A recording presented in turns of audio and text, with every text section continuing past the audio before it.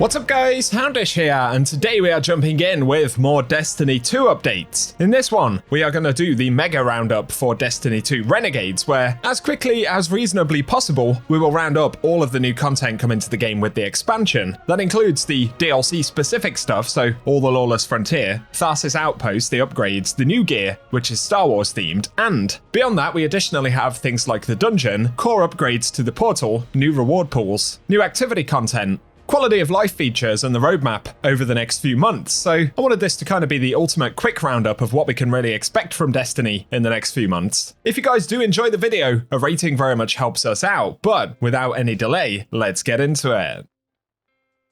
We'll get into a few specifics about the Renegades content in just a moment, but initially let's start with rewards. One of the big things in Renegades, of course, are the Star Wars themed blaster weapons. We've seen a handful of different variants of these, including in one of Bungie's trailers. Importantly, these weapons have a new kind of heat generation mechanic, so instead of having a magazine and a traditional reload for weapons, as we fire them, they warm up and eventually we'll have to stop firing, otherwise they'll overheat. So the archetypes for these weapons take into account the heat generated, which is how much heat is actually generated per shot, cooling efficiency, how quickly the weapon will cool down when not being fired, and the vent speed, which is how fast the weapon actually reduces heat when manually vented or overheated. And these come into two archetypes, so there are dynamic blasters, which are higher base damage, but also generate more heat, so they take longer to cool down, and if you allow them to overheat, there's more of a penalty there. Then there's the balanced archetype, which is very low heat generated, and manually venting them allows them to cool down faster, so this applies to lower damage weapons, but things like SMGs or hand cannons.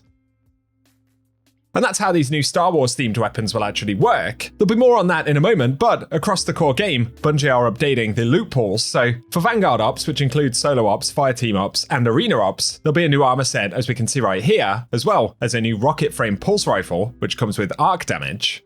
Pinnacle Ops will also get some new rewards, so we can see there's a new Void heavy crossbow, the armor set right there, and the return of the Horror's Least pulse rifle and duty-bound auto rifle coming back from previous Nightfall rewards. But finally, at least for core portal playlists, there'll also be some new Crucible Soros themed armor, and then new armor and weapons for trials, so a general loot pool update as we would typically expect to see.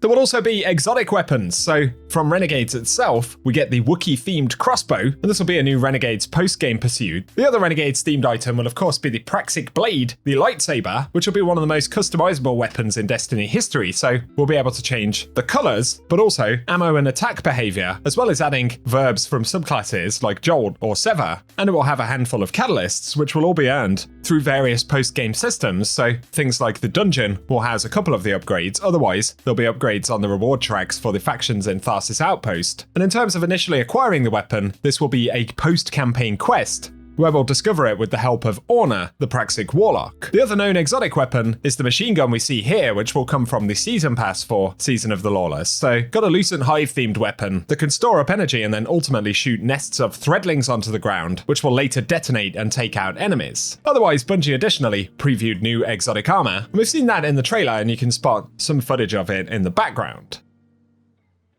Onto Renegades specific content though, in story terms it's set 2 months after Edge of Fate. Of course the Drifter discovers some funky stuff going on Mars, where this new Cabal faction and other rogue enemy factions have set up camp in the Lawless Frontier. Of course there'll be Star Wars inspired characters like Orna the Praxic Warlock, and Dredge and Bale, the Dark Guardian or Anti-Guardian character in a way, very similar to a Sith from Star Wars. Tharsis Outpost will be the hub where we'll meet new Vex, Cabal, and Fallen factions, and essentially we'll complete jobs for them in the Lawless Frontier, which thematically are kind of set up as bounty hunts, where the Lawless Frontier itself is essentially a PvE extraction mode, fighting through different levels of enemies, ultimately culminating in a boss fight and then a survival phase, after which we've completed we'll be able to actually extract our rewards. There'll be a handful of different upgrades and abilities associated with the Lawless Frontier, as well as Lawless job objectives, which actually help us progress the different faction rank paths, and ultimately that's how we're going to earn some of these blaster-themed weapons, as well as upgrades for the Praxic Blade, and other key pursuits for Renegades. Of course, while a team of 3 can actually tackle the Lawless Frontier, there's an additional component where certain variations of the mode will actually allow enemy players to invade.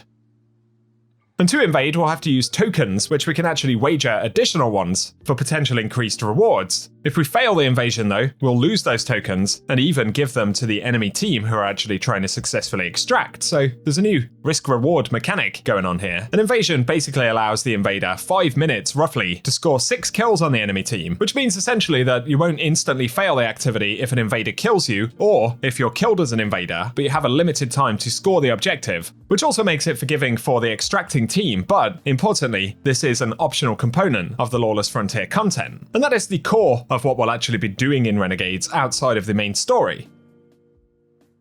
Other components for this release though include the dungeon, which kicks off on the 13th of December, a Saturday at 9 AM Pacific time. So it will drop at the daily reset. The dungeon's referred to as Equilibrium. And from the trailer, we've seen some of the dungeon armor, as well as interesting new blaster style weapons, which includes an exotic machine gun, or potentially even just an auto rifle, which behaves very much like Sweet Business visually.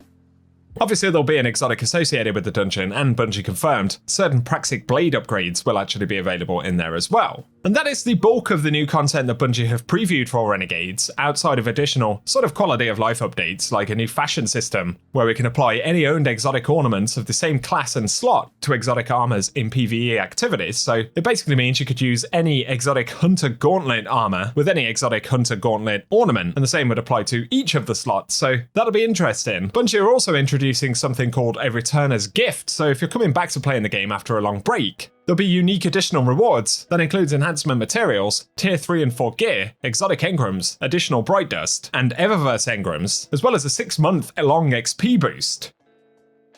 On top of that, there will be an upgrade to the Vault, increasing it to 1,000 slots from 700, and a sorting system to more easily sort through different rarities of gear, power levels for gear, slots, date added, and various other kind of sorting components to make the Vault easier to navigate.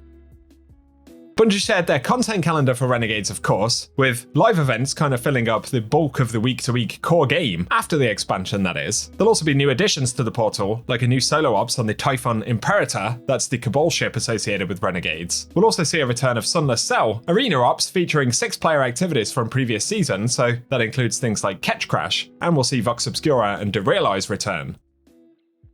Then, beyond that, Bungie have previewed that there'll be a major update in March 2026, referred to as Shadow and Order. In this one, Bungie are planning a new raid and dungeon event, similar to Pantheon. Otherwise, there will be a new season pass. That'll mean a new exotic weapon, additional rewards added to the portal, presumably a new seasonal activity, much like what we saw with Ash and Iron, and other core game updates. And around that time, we can expect Bungie to perhaps start talking a little bit more about the future of the game. So that's kind of the lineup. Renegades first, blasters, lightsabers, the campaign and post-campaign rewards with plenty of progression in the Lawless Frontier. Outside of that, there'll also be the dungeon a couple of weeks after launch, then all of the core game updates adding new gear to the portal, new activities, and things like that. So hopefully an improvement on where the game currently is, but time will tell, and you'll have to give me your impressions on the Star Wars components down in the comment section. If you've enjoyed the video, a rating really does help me out on the channel. Be sure as well to get subscribed and I'll keep you up to date with more content, especially as we go into the release next week. But otherwise, thank you for watching, and I hope you guys have an awesome day.